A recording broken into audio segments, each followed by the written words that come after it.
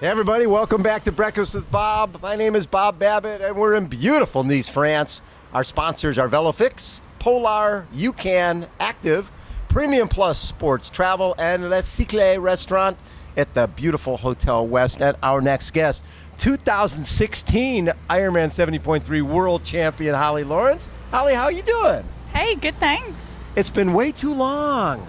Yeah, it's been a long time. I Island pretty House. much haven't raced for like a world championship. I kind of, shit the bed. I can't say that. Yes, you can. Again? Yeah, absolutely. I kind of had a doozer in 17, so 18 obviously totally was out with injury. So yeah, this is my kind of first time for a while, it feels like. So you're getting ready to go to Island House, and your little bike crash? Is that what started everything? Yeah, pretty much. I mean, it's still kind of unsure what started the injury, but that's when I just had a little bike crash 7 days before Island House. Yes. And that evening it just blew up, and I swore that my foot was broken, and awful pain.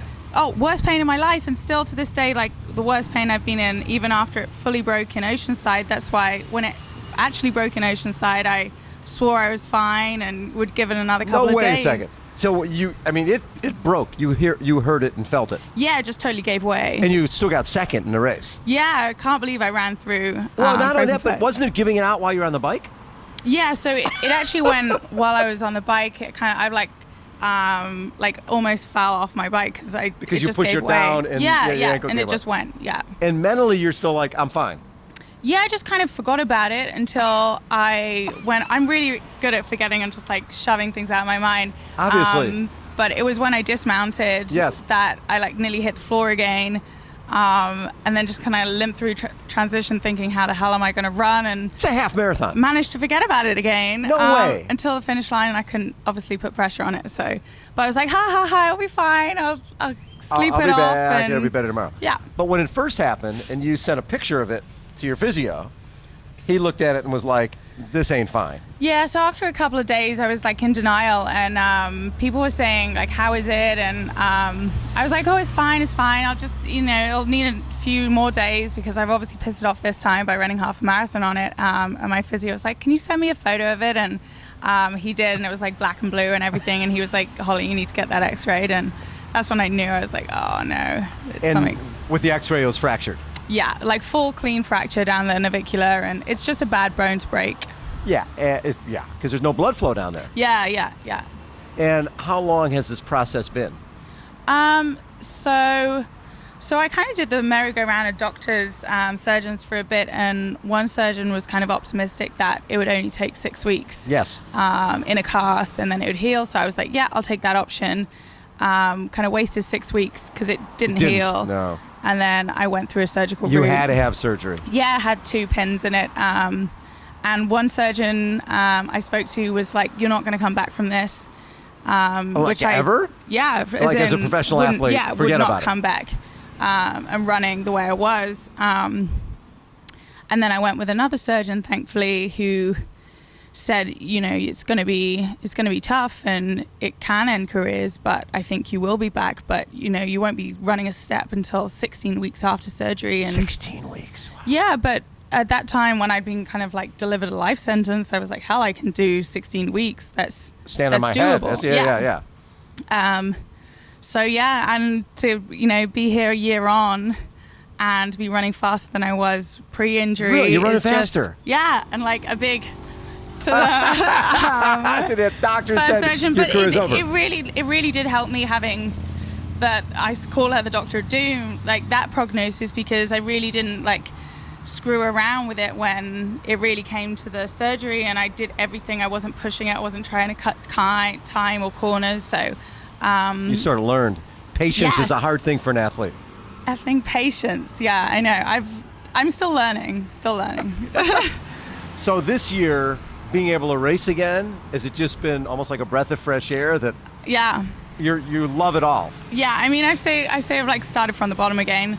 And I just wanted to make the most of all the opportunities that came, and it kind of did kind of reconfirmed that like it's not forever, and you don't know when it's going to go, whether it's going to be a car crash or whatever that happens all the time. That I just want to make the most of it, and it's just an amazing opportunity. So that's why I've traveled a bit more this year. Went to Vietnam, did Asia Pacific champs, and which you won, right? European champs. Yeah, I've won like 4 regionals since I came back. So yeah, it's been good, and it's kind of showed myself and everyone else that I can come back from it, and I am back. And so you come here, Nice World Championships, right? 70, which you've won before, not so much Nice, but you've won the World Championships before. When you come into this race and you're coming in hot, right? You've been winning. Mm-hmm. What are your expectations here? Or do you just go into these races now going, I'm just so happy to be healthy?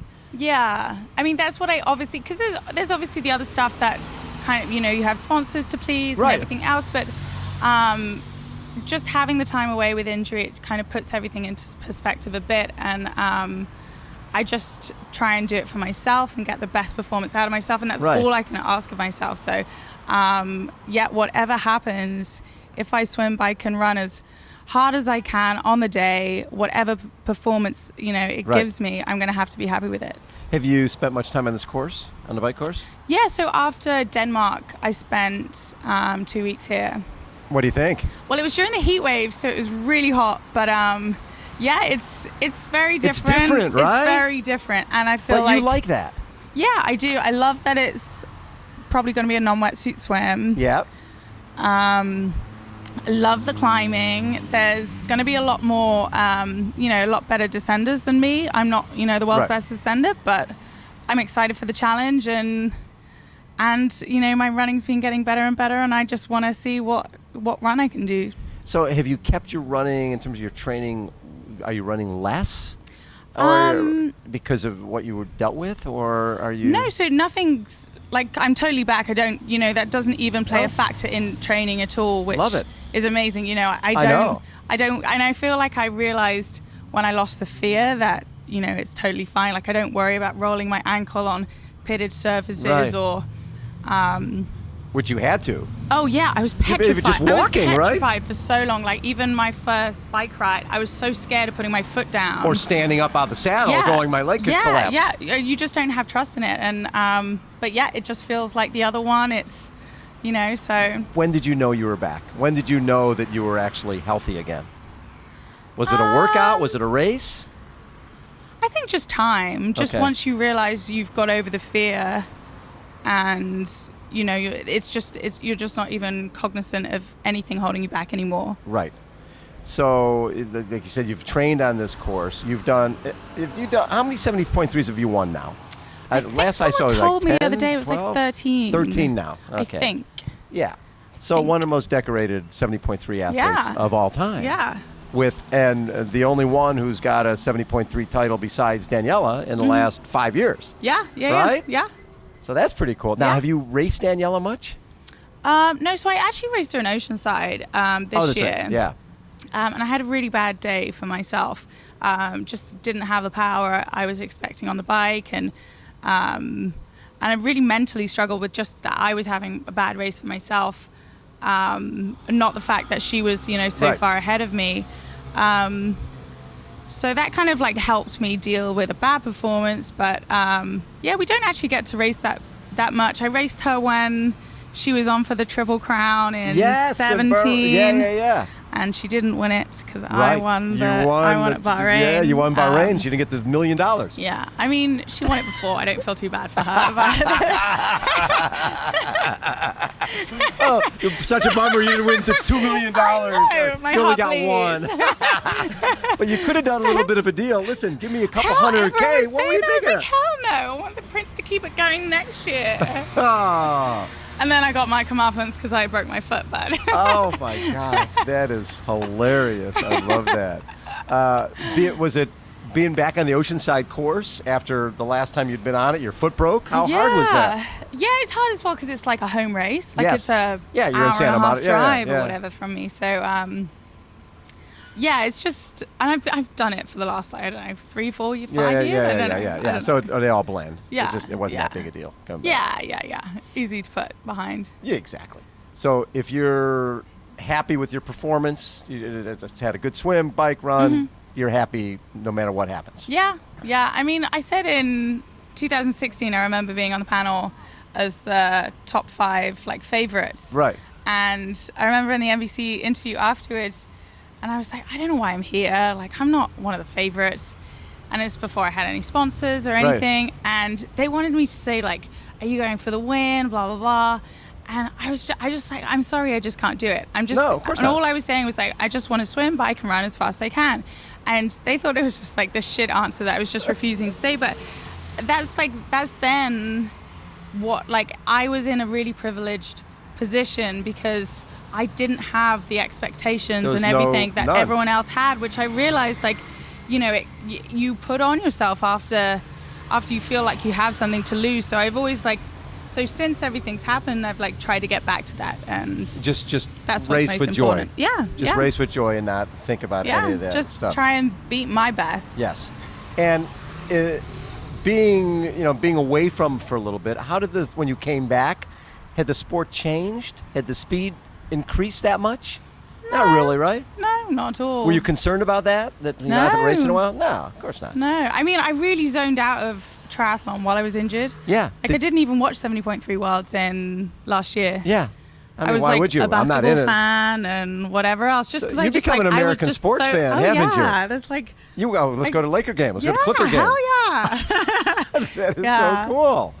So yeah, you feel like you're on the sidelines a little bit, right? If it's you're just not hard when you're like, immersed, it's really in you to be part of it. It's just really hard to kind of be a spectator. don't you find if you sort of step away from the sport for a little bit, you're like, gosh, nobody really knows about this thing. It sort of makes you realize how small our world, when you're immersed in it, it's huge. Yeah. But when you're not, and you're looking at the sports pages and on ESPN, there's never a mention of our stuff. Right? Yeah. So you're like going, there's a big world out here. Yeah. This is good stuff. Yeah. So when you're not training, what do you like to do when you're not doing this triathlon stuff? Well, my life has obviously been like pretty like funneled down to like just triathlon, and I'm very good at doing nothing. Like in my spare time, like I'm incredibly lazy. So just like anything chilling. I love the sun. That's typical Brit. Right. So I'm normally movies, like sunbathing. Books, all that stuff. Yeah, just hanging, eating, chilling. In this, we did this film called We Are Triathletes, and Rinny is interviewed in it. Yeah. And she says, people ask me all the time what my hobbies are. She goes, my hobbies are basically, if I can do nothing, I do nothing. Yeah. If I can just lay here and do it, because we swim, bike, run, physio, social media, sponsors.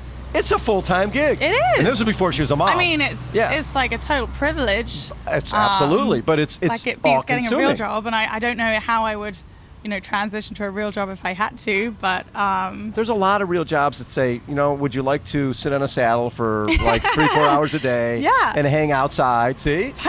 And maybe go for a little swim and go for a little ride. And we'll pay you to do that. Yeah. And you don't have to do anything else. Yeah, that'd be perfect. That'd be perfect for you. Yeah. Love it. I love training, so. You do love training. Yeah, I love it. Do you like the training more than the racing, or do you need the testing from the training to make the trip? I don't. So most people need to have like a race on the calendar to be motivated for training. But I love training so much that I could just train and not ever race. Like I do love racing because it's just totally different. But I just love training, and I've always loved that. So yeah, it's quite good. Well, to be in it's that funny that you position. mentioned that. 'Cause I remember we were interviewing Tim DeBoom. But I'm not doing Ironman yet, so I was going to say, maybe ask me in a couple of years. And I'll be like, now you're not thinking about that, right? Are you thinking about that long? So before the injury, I was like, no, never. I'd rather get my eyes poked out. But then the injury happened, and then I was in Kona afterwards. Oh, I remember you there, yeah. And you just realize how big of a deal Kona is to everyone. Yes. And it's just hard to be on the on the other side of it, and you're just like, God, if I could just like rack my bike in like I would. Like it's a long time, so I don't know how I deal with like boredom 9 hours alone time and not be able to talk to anybody. Talk to someone. If I could do it with a buddy, that'd be fine. Absolutely, right? I'm not sure. That's when people, I need to be chatting with somebody. I would go out of my mind doing that stuff. I feel like it might be a little bit like, men coming back from war and like something's missing. So when the thing with Ironman, and after what you've gone through, it's almost like, you know what, I don't know how long this is going to last. Maybe I should go for it. Yeah. I mean, if I could just do... Just show up in Kona. Just if you didn't have to go, if they would sign just... me up. I will. I'll get through it. But to have to go do all the long training to get ready for it, that sounds like a pain. Yeah. But we don't have to worry about that, because you're just doing 70.3 this weekend. I mean, this weekend, But maybe next year. Not sure. Really? Yeah, I still need to ask my coach, so maybe I jumped the gun a bit there, but Yeah, no. Maybe. Maybe. I mean, I'm going to be 30 next year. Come on. Suddenly I was like 25 and now I'm 30. I just don't know what happened. Where'd it go? Yeah, it just happened overnight. Boom. Hey, have a great race Thank on you. Saturday. Always love catching up and always like it when you're healthy. Yes. Healthy beats anything. Healthy beats everything. Holly Lawrence has been our guest. Hold on, everybody. We will be right back.